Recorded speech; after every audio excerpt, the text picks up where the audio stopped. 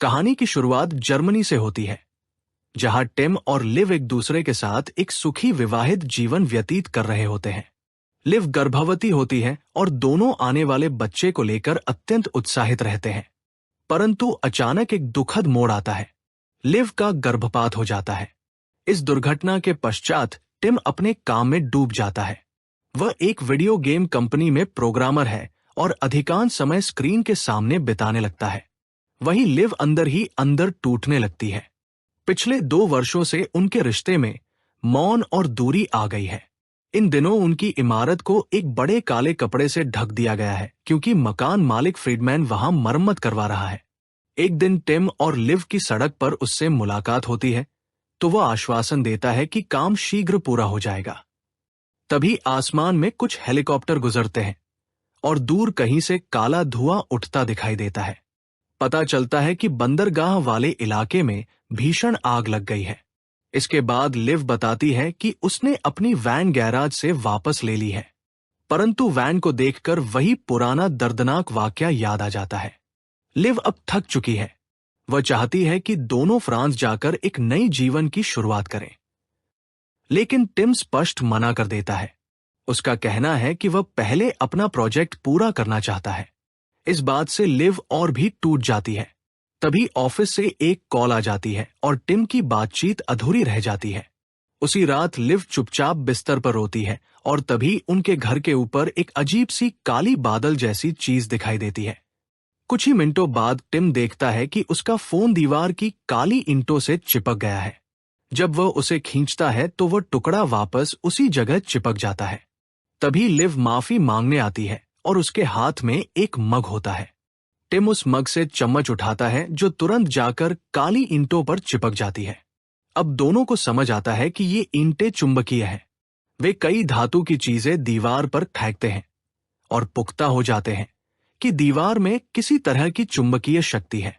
Live ध्यान देती है कि कुछ जगहों पर ईंटें और भी ज्यादा प्रभावशाली हैं, तो वह सारा धातु वहीं एकत्र कर देती है। तभी अचानक सारी चीजें हिलने लगती हैं और तेजी से उड़ती हैं। टिम तुरंत लिव को जमीन पर गिरा देता है ताकि उसे चोट न लगे। टिम की पीठ पर कुछ धातु की चीजें अटक जाती हैं। लिव धीरे धीरे उन्हें निकालती है और उसके घावों की सफाई करती है। बाद में जब दोनों थोड़ा आराम कर रहे होते हैं, तभी पड़ोस से चीखने की आवाजें आने लगती हैं। वे दीवार में बने एक छोटे छेद से झांकते हैं तो देखते हैं कि अगला फ्लैट बुरी तरह टूटा फूटा है और वहां से किसी के चिल्लाने और चीजें फेंकने की आवाजें आ रही हैं। लेकिन फिर अचानक सब कुछ शांत हो जाता है। डर के मारे टिम और लिव दीवार को तोड़ना शुरू करते हैं ताकि एक बड़ा रास्ता बन सके। काफी मेहनत के बाद वे दीवार तोड़ते हैं और टिम बल्ला लेकर अंदर जाता है। फ्लैट की तलाशी के दौरान उन्हें फर्श पर खून के निशान दिखाई देते हैं। थोड़ी देर बाद उन्हें आना जमीन पर पड़ी मिलती है। वे उसे उठाकर संभालते हैं। जैसे ही लिव और आना बेडरूम से बाहर आते हैं, टिम पर अचानक मार्विन हमला कर देता है। वह टिम का गला बल्ले से दबाने की कोशिश करता है। लिव तुरंत पेपर स्प्रे का इस्तेमाल करती है और टिम बल्ले से मार्विन को पीछे हटाता है। गुस्से में टिम चिल्लाकर धमकाता है कि अगर उसने फिर से आना को हाथ लगाया तो अंजाम बुरा होगा। लेकिन तभी आना दौड़ती हुई वापस आती है और मार्विन को बचा लेती है। वो कहती है कि उसने मार्विन को नहीं मारा, गलती से दीवार पर प्रहार करते वक्त उसे चोट लग गई थी। हालांकि टिम और लिव अभी भी सतर्क रहते हैं और मार्विन के होश में आने तक उसके हाथ बांध देते हैं। इसके बाद टिम घर में इधर उधर देखता है और एक दरवाजा मिलता है जिस पर लिखा होता है नो एंट्री। वो जबरदस्ती उस दरवाजे को खोलता है और अंदर जाते ही लाइटें टिमटिमाने लगती हैं। लेकिन उसे ध्यान नहीं रहता कि पास की खिड़की पर काली ईंटें एक पल के लिए चमकी थी। थोड़ी देर बाद लिव भी आ जाती है और दोनों मिलकर कुछ कैमरे और एक कुल्हाड़ी खोज निकालते हैं। टिम उस दरवाजे को खोलने की कोशिश करता है, लेकिन दरवाजा तनिक भी नहीं हिलता। इसी दौरान मार्विन होश में आता है, लेकिन उसे कुछ भी याद नहीं होता कि क्या हुआ था। जब उसे बताया जाता है तो वह माफी मांगता है। पता चलता है कि आना से झगड़े के बाद उसने ज्यादा दवा खा ली थी। इसी वजह से वो बेकाबू हो गया था। थोड़ी देर बाद आना और मार्विन एक दूसरे से माफी मांगते हैं और गले लग जाते हैं। इधर लिव उन दोनों को नजरअंदाज करती है और अचानक उसके दिमाग में एक विचार आता है। वह दीवार पर उनकी इमारत का नक्शा बनाती है और बताती है कि ये इमारत बहुत पुरानी है और शायद इसके तहखाने में कोई वॉर शेल्टर हो जो मेट्रो सिस्टम से जुड़ा हो सकता है। इस रहस्यमयी जगह से बाहर निकलने का रास्ता शायद नीचे ही है। टिम तुरंत जमीन तोड़ना शुरू करता है और राहत की बात यह है कि नीचे काली ईंटों की कोई रुकावट नहीं होती। थोड़ी मेहनत के बाद वे जमीन में इतना बड़ा छेद बना लेते हैं कि कोई व्यक्ति उसमें से निकल सके। टिम चादरों को रस्सी की तरह इस्तेमाल कर नीचे उतरता है, लेकिन नीचे एक और हैरानी उसका इंतजार कर रही होती है। वहां उसे ओसवाल्ड मिलता है, जो उस पर बंदूक ताने खड़ा है। टिम उसे समझाने की कोशिश करता है कि वह चोरी करने नहीं आया है, लेकिन ओसवाल्ड उसकी एक नहीं सुनता। तभी उसकी पोती लिया आ जाती है और दादा को समझाती है कि अगर हम सबने मिलकर कुछ नहीं किया तो कुछ ही दिनों में मर जाएंगे। फिर बाकी लोग भी नीचे उतर आते हैं। अब टिम मार्विन के हाथों की टैप काट देता है, लेकिन ओसवाल्ड को उस पर शक हो जाता है। मार्विन फिर से नीचे जमीन तोड़ने का काम शुरू करता है और लिया गुस्से में है क्योंकि उसका फोन कोई संदेश नहीं भेज रहा। वो बताती है कि पिछली रात उसका अपनी गर्लफ्रेंड से झगड़ा हुआ था और वो घर छोड़कर चली गई। तब से दोनों की बात नहीं हुई। साथ ही लिया ये भी बताती है कि उसने सुबह 4 बजे ही उस काली दीवार को देख लिया था जब वो बाथरूम गई थी। इसी बीच टिम स्मोक डिटेक्टर को गौर से देखता है और उसमें कुछ अजीब लगता है। जब वह उसे खोलता है तो अंदर से एक कैमरा निकलता है। वो ओसवाल्ड से पूछता है, लेकिन ओसवाल्ड भी हैरान रह जाता है। वो बताता है कि ये सब फ्रीडमैन ने लगवाया था। फिर सब जल्दी जल्दी किचन का डिटेक्टर भी चेक करते हैं और वहां भी कैमरा निकलता है। अब सबको समझ आ जाता है कि मकान मालिक फ्रीडमैन काफी समय से सबकी निगरानी कर रहा था। लिव को याद आता है कि फ्रीडमैन का फ्लैट ओसवाल्ड के फ्लैट के ठीक बगल में है, तो सब मिलकर उस साझी दीवार में छेद करने लगते हैं। दीवार में छेद करने के बाद पूरा समूह अंदर दाखिल होता है। वहां उन्हें अजीबोगरीब चीजों का एक बड़ा संग्रह मिलता है, जैसे किसी ने सालों से रहस्यमय सामान जमा कर रखा हो। वहीं मार्विन को एक प्राचीन तलवार मिलती है, जिसे वो अपने पास रख लेता है। जैसे ही वे आगे बढ़ते हैं, उन्हें जमीन पर मकान मालिक फ्रीडमैन की लाश मिलती है। उसके दोनों हाथ गायब थे। ये मंजर देखकर मार्विन उल्टी करने भागता है और लिव को घबराहट का दौरा पड़ जाता है। टिम उसे समझाने की कोशिश करता है, लेकिन लिव वहां से भाग जाती है। टिम फ्रीडमैन का फोन उठाता है, जिसमें उसे काली दीवारों की कई तस्वीरें मिलती हैं। इसके बाद सब लोग वापस पुराने अपार्टमेंट में लौट आते हैं और नीचे की मंजिल में जाने के लिए फिर से जमीन तोड़ना शुरू करते हैं। वे ओसवाल्ड से पूछते हैं कि क्या उसने फ्रीडमैन के घर से पहले कुछ अजीब सुना था, लेकिन ओसवाल्ड कुछ भी याद नहीं कर पाता। वो बहुत घबराया हुआ होता है, इसलिए लिया उसे उसकी दवाइयां देती है। उधर लिव एक अखबार देखती है और सोचती है, कहीं बंदरगाह पर लगी आग और ये सब कुछ जुड़ा तो नहीं। लेकिन टिम को लगता है कि दोनों घटनाएं अलग हैं। तभी जमीन टूट जाती है और ज्यादातर लोग नीचे अगले अपार्टमेंट में गिर जाते हैं। सब थोड़ी देर के लिए बेहोश हो जाते हैं। लिव सीढ़ी लाकर नीचे उतरती है और टिम को होश में लाती है। बाकी लोग भी उठते हैं। सबको हल्की फुल्की चोटें आई होती है। ओसवाल्ड डरता है कि अगर वह नीचे उतरा तो खुद को चोट पहुंचा देगा, लेकिन उसकी पोती लिया कहती है कि वह उसे अकेला छोड़कर नहीं जाएगी। सब मिलकर ओसवाल्ड को नीचे लाते हैं और उसका ऑक्सीजन टैंक भी साथ लाते हैं। इस नए अपार्टमेंट में उन्हें यूरी नाम का आदमी मिलता है, जो यहां रहने वाले एंटन का दोस्त होता है। यूरी बताता है कि एंटन की अचानक हार्ट अटैक से मौत हो गई थी और उसका मानना है कि ये सब दीवारों की चुंबकीय ताकत की वजह से हुआ, जिसने उसके पेसमेकर को खराब कर दिया। लेकिन लिया को कमरे में रखे अजीब कागजात देखकर शक होने लगता है। यूरी का मानना है कि ये काली दीवारें सरकार के किसी गुप्त सिस्टम का हिस्सा है और इन्हें उनकी सुरक्षा के लिए लगाया गया है, इसलिए वो बाहर नहीं जाना चाहता। बाकी लोग इस बात को नहीं मानते और एक और रास्ता खोदना शुरू कर देते हैं। लिया जब उन कागजों को पढ़ने लगती है तो यूरी उसे बताता है कि एंटन का दिल इन बातों की टेंशन से ही जवाब दे गया। जैसे ही लिया कमरे से बाहर जाती है, यूरी एक कागज को फाड़ देता है। रास्ता जल्द ही तैयार हो जाता है और सब लोग नीचे तहखाने में पहुंच जाते हैं। वहां उन्हें एक पुराना दरवाजा मिलता है जो एक संकरे रास्ते से एक और कमरे तक जाता है। उस कमरे में एक कसकर बंद किया गया दरवाजा होता है जिस पर लिखा होता है कि ये बाहर बने शेल्टर तक जाता है। जब लिव उस भारी दरवाजे को जोर से मारती है तो वो खुल जाता है, लेकिन अफसोस उस रास्ते को भी काली ईंटों ने बंद कर रखा था। अब मार्विन बेकाबू हो जाता है और गुस्से में लोहे की गदा से दीवार पर हमला करने लगता है। टिम उसे रोकता है और ओसवाल्ड बंदूक तान देता है ताकि मार्विन शांत हो जाए। लेकिन मार्विन चालाकी करता है और अचानक बंदूक छीनकर काली दीवार पर गोलियां चलाना शुरू कर देता है। सब हैरान रह जाते हैं जब गोलियां दीवार से चिपककर हवा में लटक जाती है। दीवार से निकल रही चुंबकीय शक्ति इतनी तेज होती है कि गोलियां वापस घूमने लगती है। टिम सबको झुकने को कहता है ताकि गोलियां टकराकर लौटते वक्त उन्हें नुकसान न पहुंचाए। लेकिन अफसोस, ओसवाल्ड अपनी उम्र के कारण जल्दी नहीं झुक पाता और एक गोली सीधे उसे लग जाती है। वो मौके पर ही दम तोड़ देता है। लिया उसके शरीर से लिपटकर रोने लगती है। सब वापस अपार्टमेंट में लौट आते हैं। तब आना सोच में डूब जाती है। क्या ये सब लोग किसी खास वजह से यहां फंसाए गए हैं? वो बताती है कि जब वो 15 साल की थी तब एक साइकिल एक्सीडेंट में वो 2 मिनट के लिए मर चुकी थी।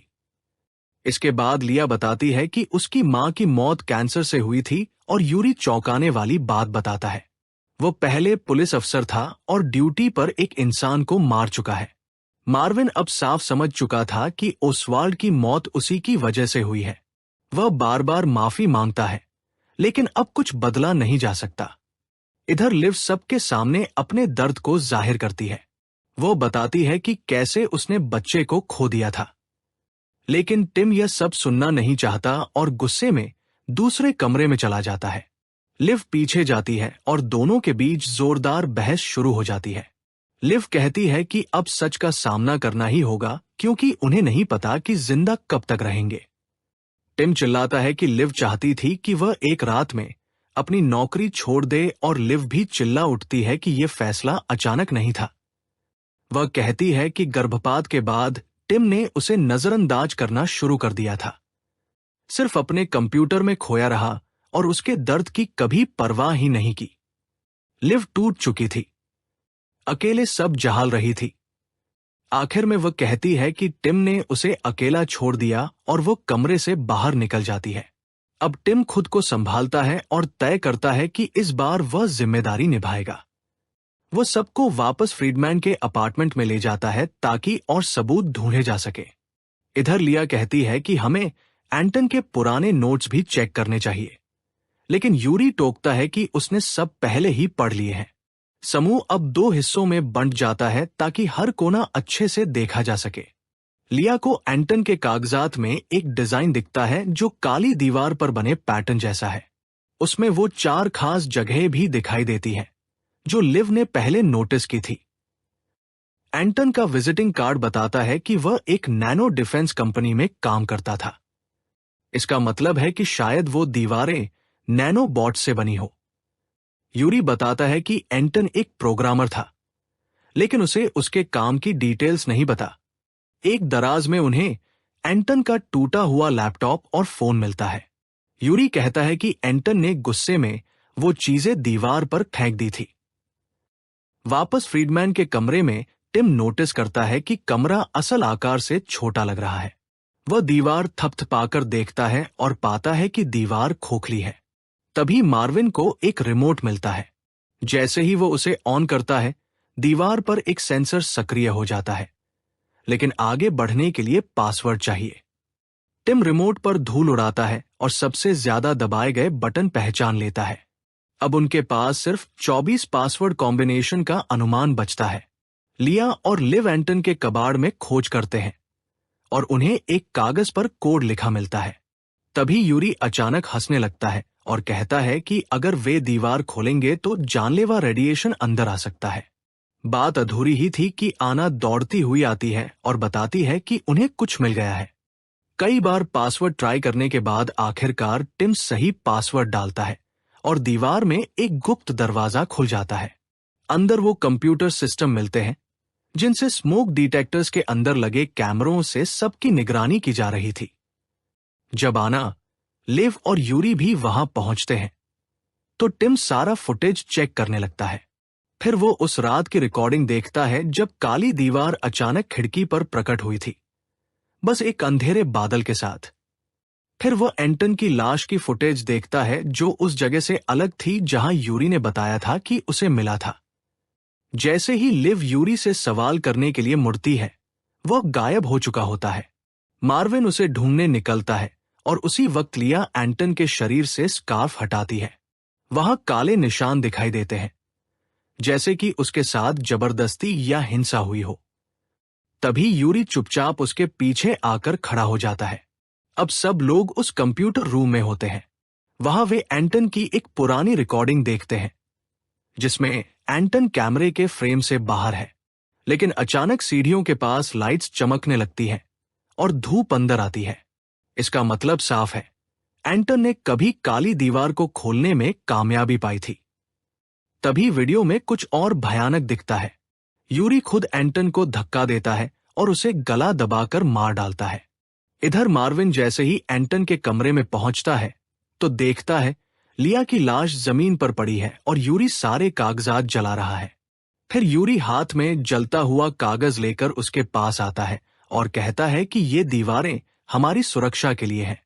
तभी टिम भी वहां आ जाता है, ओसवाल्ड की बंदूक लेकर। वह देखता है कि यूरी मार्विन का गला घोंट रहा है। फिर यूरी टिम पर हमला करता है। दोनों के बीच बंदूक के लिए जोरदार लड़ाई होती है। एक गोली छूट में चल जाती है। मार्विन गिरते वक्त सिर पर चोट खा लेता है और बेहोश हो जाता है। यूरी टिम को काबू में कर लेता है और उसे बुरी तरह पीटते हुए उसका गला दबाने लगता है। तभी मार्विन को होश आता है। वो यूरी के चेहरे पर जोर से लात मारता है और बंदूक उठा लेता है, लेकिन जैसे ही वो गोली चलाने वाला होता है, लिव वहां पहुंचती है और रोक लेती है। वह कहती है शायद यूरी को बाहर निकलने का तरीका पता हो, लेकिन यूरी फिर से हमला करने की कोशिश करता है। इस बार टिम उसे बेहोश कर देता है। फिर सब मिलकर यूरी को बांध देते हैं। लिव लिया की आंखें बंद करती है और सब गहरे दुख में होते हैं। टिम यूरी का बैग चेक करता है। उसमें साजिशों से भरी किताबें मिलती हैं। लिव समझती है कि शायद लिया को इसीलिए मारा गया क्योंकि उसने एंटन की तरह बाहर जाने का रास्ता खोज लिया था। आना कैमरा फीड चेक करने लगती है और लिव व टिम जले हुए कागजात के बचे हुए टुकड़ों को पढ़ते हैं। टिम नोटिस करता है कि दीवार की ईंटें अलग अलग आकार की है, जो आम दीवारों में नहीं होता। एक कागज पर बना डिजाइन मोर्स कोड जैसा कुछ लगता है और टिम समझ जाता है कि एंटन शायद इसे डिकोड कर चुका था। तभी लिव उसे एंटन का विजिटिंग कार्ड दिखाती है। कंपनी का पता वही है जहां बंदरगाह पर आग लगी थी। अब सब यूरी को होश में लाते हैं, लेकिन जब वो कुछ नहीं बताता तो मार्विन उसे एक मुक्का मारता है। फिर टिम उसकी तरफ बंदूक चलाता है। फर्नीचर के पास गोली चलती है और यूरी डर जाता है। अब यूरी बताता है कि ये दीवारें एक डिफेंस सिस्टम है जो बंदरगाह पर लगी आग की वजह से गलती से सक्रिय हो गई। मार्विन अभी यूरी पर भरोसा नहीं करता और उसे पीटना शुरू कर देता है। टिम उसे खींचकर अलग करता है। तभी आना दौड़ती हुई आती है। उसे कुछ खास मिला है। वह बताती है कि एंटन ने एक ऐप प्रोग्राम किया था जो इन ईंटों को स्कैन कर सकता था। दीवार पर 4 खास पॉइंट्स हैं जिन पर लाइट का प्रेशर डालना जरूरी है। लिव वो टूटा हुआ फोन लाती है जो उसे पहले मिला था और टिम उसमें से कोड निकालकर एक नए फोन में ऐप इंस्टॉल करता है। अब समूह उस दरवाजे तक लौटता है और उस ऐप का इस्तेमाल करता है। स्क्रीन पर 4 खास पॉइंट्स नजर आते हैं और टिम उन पर क्लिक करता है। दीवार की ईंटें अचानक तरल जैसी बनने लगती है। आना अपनी उंगली से दीवार छूती है। ईंट जैसा कुछ उस पर फैल जाता है। फिर वो अपनी उंगली खींच लेती है। अब वो धीरे से पूरा हाथ डालती है और कहती है ये गर्म है और अंदर कुछ हिल रहा है। यूरी चिल्लाता है कि ये बहुत खतरनाक है, लेकिन मार्विन गुस्से में उसे फिर मारता है। अब सब आना से कहते हैं कि वह अपना हाथ बाहर निकाले, लेकिन आना चौंक कर कहती है, मैं हाथ बाहर नहीं निकाल पा रही। अब वो चीज उसके पैर को खींचने लगती है और सब सहम जाते हैं। अब सब लोग मिलकर आना को बाहर खींचने की कोशिश करते हैं, लेकिन दीवार दोबारा सख्त होने लगती है। वे लोग उसे नहीं बचा पाते। दीवार फिर से ईंटों में बदल जाती है और उन्हें पीछे धकेल देती है। मार्विन दौड़कर आना के पास जाता है, लेकिन अब बहुत देर हो चुकी है। आना की मौत हो चुकी है। अब सबको समझ आता है कि फ्रीडमैन के साथ भी यही हुआ था। यूरी ये देखकर हंसता है और कहता है कि कोई इस दीवार से बाहर नहीं जा सकता। गुस्से में आकर मार्विन उसे कई गोलियां मार देता है और फिर खुद को भी खत्म कर देता है। कुछ मिनट बाद टिम लिव से माफी मांगता है। वो बताता है कि जब बच्चा नहीं रहा, उसी दिन उसके अंदर कुछ टूट गया था और वो खुद नहीं समझ पाया कि कैसे ठीक करे। दोनों एक दूसरे को गले लगाते हैं और अपने प्यार को फिर से महसूस करते हैं। अब टिम दोबारा ऐप से कोशिश करता है। उसे लगता है कि शायद उसने बटन का क्रम गलत दबाया था। लिव नोटिस करती है कि हर बटन की लाइट अलग अलग बार चमकती है। फिर दोनों वीडियो फुटेज चेक करते हैं कि एंटन ने किस क्रम में बटन दबाए थे। तभी यूरी को होश आ जाता है। जैसे ही टिम और लिव दोबारा कोशिश करने लगते हैं, यूरी अचानक टिम पर हमला कर देता है और सिर से मारकर उसे गिरा देता है। फिर वो लिव की तरफ बढ़ता है, लेकिन लिव पीछे हटती है और गड्ढे में गिर जाती है। टिम यूरी को लात मारता है और खुद भी कूद जाता है। अब दोनों तहखाने के रास्ते दौड़ते हैं, एक दरवाजा पार करते हैं और टिम उसे बंद कर देता है ताकि यूरी अंदर न आ सके। लिव जल्दी से ऐप चलाती है। दीवार खुलने लगती है, लेकिन यूरी अंदर घुस जाता है और टिम का गला दबाने लगता है। दीवार पूरी तरह खुल चुकी है, लेकिन टिम अभी यूरी से लड़ रहा है। वो लिव से कहता है, तुम निकल जाओ, मैं यही रुकता हूं। लेकिन लिव इनकार करती है। तभी वो पीछे से गदा उठाकर यूरी के सिर पर मारती है। अब दोनों आखिरकार दरवाजे के पार पहुंच जाते हैं। वे इमारत से बाहर निकल चुके हैं, लेकिन बाहर का नजारा और भी चौंकाने वाला होता है। पूरा शहर काली ईंटों से ढका हुआ है। सिर्फ उनकी वैन सही सलामत खड़ी है। दोनों उसमें बैठते हैं और वहां से निकल जाते हैं। रेडियो पर खबर आती है कि यह सब एक एक्सीडेंट था जो बंदरगाह पर लगी आग से शुरू हुआ था। तो क्या ये कोई एक्सपेरिमेंट था, कोई साजिश, या फिर आने वाले भविष्य की एक झलक? ये तो फिल्म ने नहीं बताया, लेकिन एक बात साफ है, जब टेक्नोलॉजी पर इंसान का कंट्रोल खत्म होता है, तब दीवारें सिर्फ ईंटों की नहीं होती, बल्कि जिंदगी की सबसे बड़ी जेल बन जाती है।